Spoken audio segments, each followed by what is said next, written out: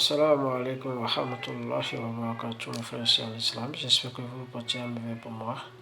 Et bonsoir à tous mes frères chrétiens aussi qui me regardent. Allah, j'espère que vous portez un mauvais pour moi.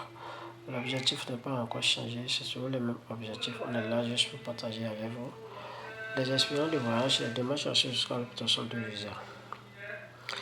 Aujourd'hui, je suis là juste pour partager avec vous comment faire pour reçu sa démarche d'obtention de visa B1B2 du côté des États-Unis. Vous devez regarder,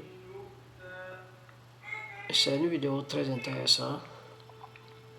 Prenez 16, regardez la vidéo de début jusqu'à la fin, mes frères et sœurs, pour ceux qui veulent postuler en tant que visiteur du côté des États-Unis.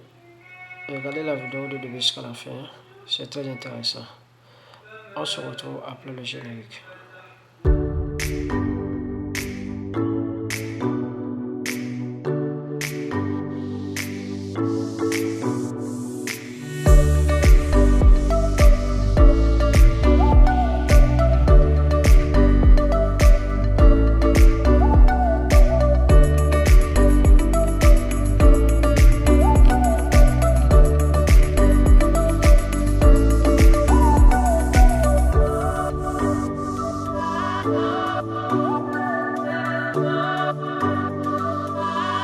Soyez les bienvenus encore une fois.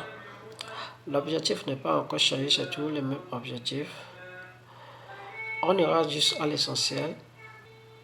Pour reçu votre démarche d'obtention de visa de type B1B2 du côté des États-Unis, la toute première chose à savoir, c'est d'avoir votre passeport.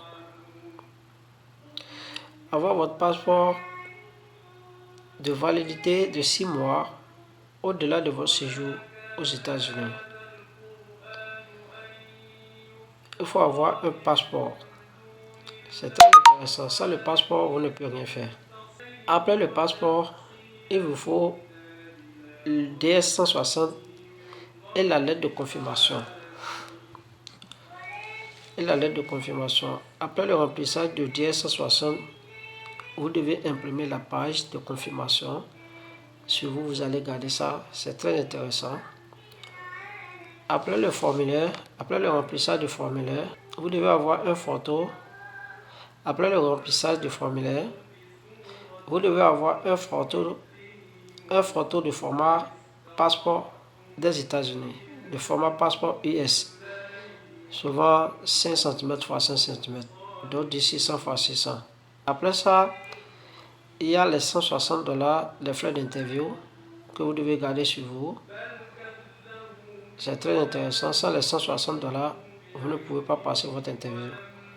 Parce que c'est le paiement avant l'interview. Le paiement d'abord. Après le paiement, c'est les empreintes. Vous donnez votre photo, empreinte. Après les empreintes, maintenant, vous passez à l'interview. Donc, après tout ça, c'est tout ce que je viens de citer. Après tout ce que je viens de citer, pour les preuves. Les preuves qui vous prouvent que le séjour est temporaire. C'est-à-dire vous partez pour telle date et vous retournez à telle date.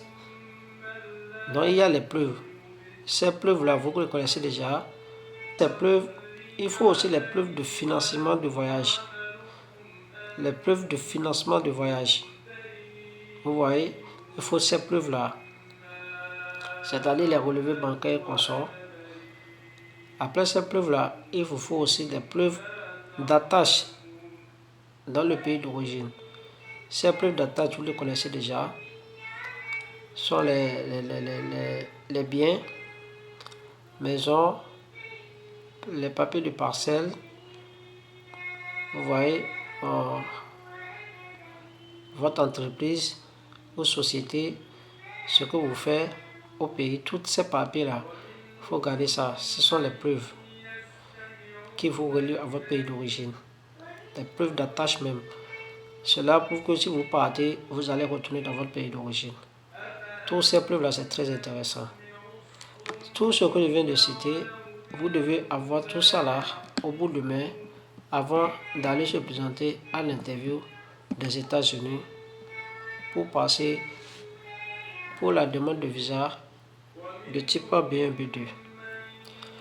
Donc tous ces formulaires-là, tous ces papiers que je viens de citer, vous devez en avoir ça sur vous, chaleureusement. Le pilier même des papiers, c'est le formulaire DS160 que vous devez remplir. Après le remplissage, vous devez imprimer la page de confirmation. Vous allez garder ça sur vous. Donc voilà, un photo de format passeport, les frais d'interview $160. Vous devez garder tout ça là sur vous. Les preuves financières,